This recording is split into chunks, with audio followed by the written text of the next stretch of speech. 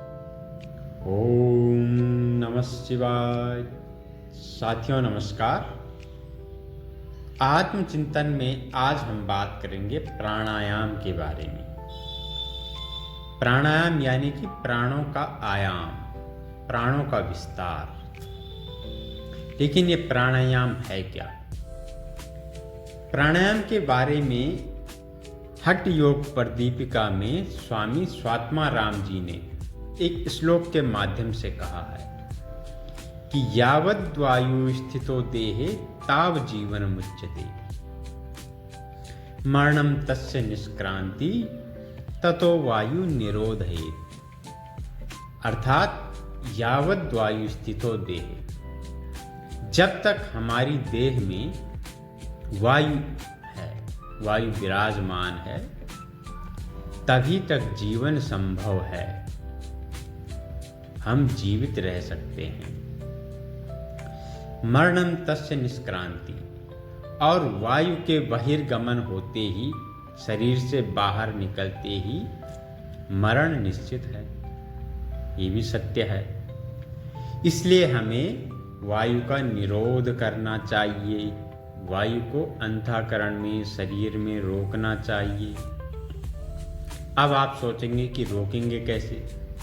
शरीर कोई गुब्बारा तो है नहीं कि हवा भर दी और ऊपर से गांठ मार दी। किंतु आप लोगों ने सुना होगा, पढ़ा होगा, हम जो वायु ग्रहण करते हैं, जिसे हम ऑक्सीजन कहते हैं, क्या वही ऑक्सीजन बाहर आती है? कदापि नहीं। जो वायु बाहर आती है उसको हम कहते हैं कार्बन डाइऑक्साइड, यानी कि अशुद्ध वायु। हम साधारणतया 2 सेकंड 2.5 सेकंड में सांस लेते हैं और 2-2.5 सेकंड में सांस छोड़ देते हैं। 1 मिनट में एक मनुष्य औसतन 15 से 18 सांस लेता और छोड़ता है। तो इस प्रकार से ये 3-4 सेकंडों का चक्कर होता है। 2 सेकंड में सांस लेना, 2 सेकंड में छोड़ना। तो हम जो सांस ले रहे हैं, जो हम प्राणवायु, जो ऑक्सीजन ग्रहण कर रहे हैं, और 2 सेकंड में वो तुरंत उसको हम बाहर निकाल देंगे, यह तो संभव नहीं।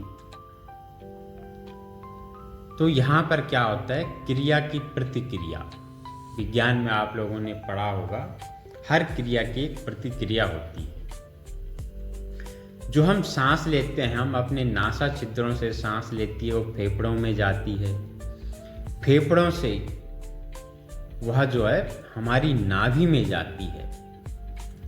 नाभि ही प्राण का आवास है, जहाँ पर हमारे प्राण सूक्ष्म रूप से निवास करते हैं। वह स्थान हमारी नाभि है, और वहाँ से वह प्राण वायु हमारे पंच प्राणों के माध्यम से अपान, उदान, समान, व्यान और प्राण अलग अलग हिस्सों तक जाती है,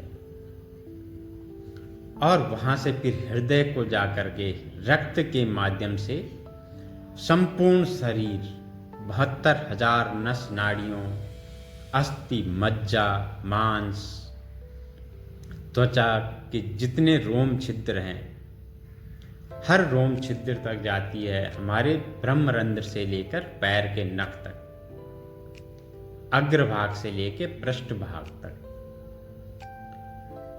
एक एक कोशिका तक वो प्राणवायु पहुंचती है। शरीर के जिस हिस्से में प्राणवायु न पहुंचे, किसी भी हिस्से में, कुछ समय के पश्चात वहां पर रोग या व्याधि शुरू हो जाती है। और अगर प्राणवायु वहां तक पहुंच गई है, लेकिन वहां से उत्सर्जन न हो पाए, बाहर न निकल पाए, वो भी एक व्याधि का कारण बन जाता है, जिसे हमारे शास्त्रों की भाषा में त्रिदोष कहा गया है। वात, पित्त और कफ। वात रोग यानी कि जो हमारी अस्थियों में, नस नाड़ियों में जो वायु विकार होता है। अगर वायु विकृत हो जाए तो बात रोग हो जाता है। गठिया वगैरह, घुटनों में दर्द, जोड़ों में दर्द, कंधों में दर्द, कलाई में दर्द, पित्त रोग जो हम भोजन ग्रहण करते हैं उसके लिए प्राणवायु की आवश्यकता होती है।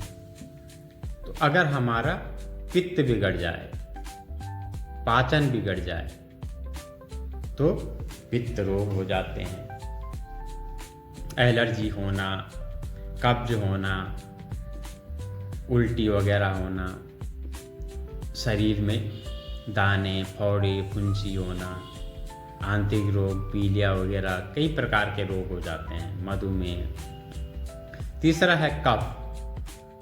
कफ बिगड़ने से सर्दी, खांसी, जुखाम, नज़ला, थायराइड बढ़ जाना, गाल ब्लैडर में दिक्कत हो जाना, सूजन हो जाना और कई प्रकार के रोग। तो हमारी प्राणवायु हमारे शरीर के प्रत्येक कोशिका तक पहुँचे, उसका सही से संचालन हो, इसी के लिए प्राणायाम हमारे ऋषि महर्षियों ने प्राणायाम का अध्याय दिया है,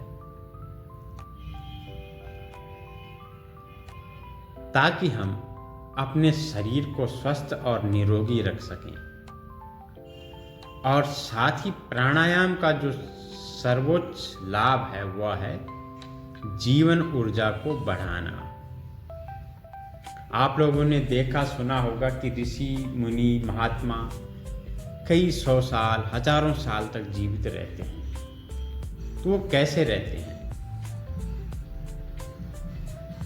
अगर हम प्राणायाम करते हैं, अनुलोम विलोम नाड़ी शोधन प्राणायाम करते हैं, हम अगर हर दिन 1 घंटा भी करें तो जो सांस हम 1 मिनट में औसतन हम 15 सांस व्यय करते हैं,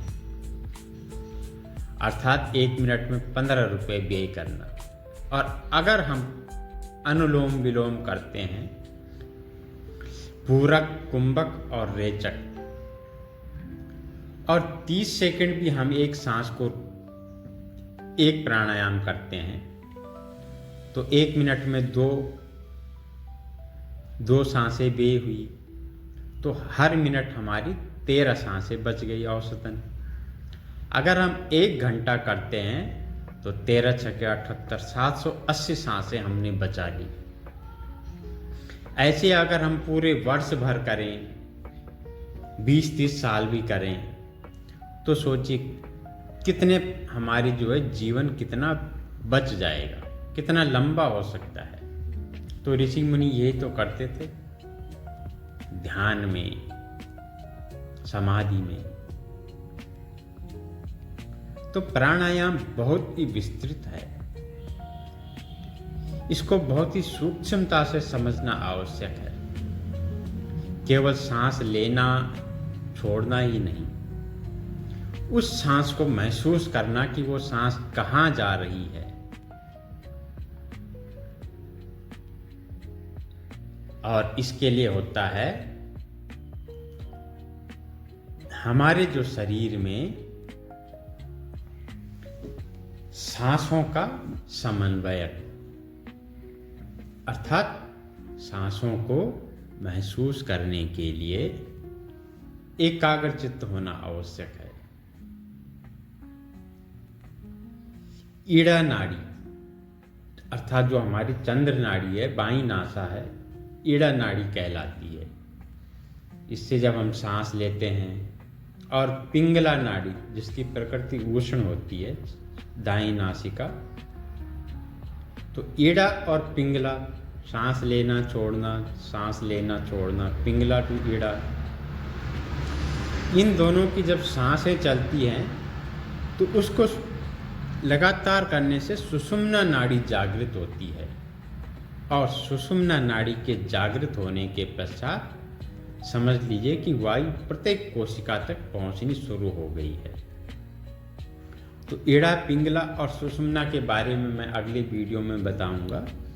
फिलहाल के लिए आप लोग प्राणायाम का नित्य अभ्यास करें और प्राणायाम को अपने जीवन में उतारें। धन्यवाद। जय श्री राम।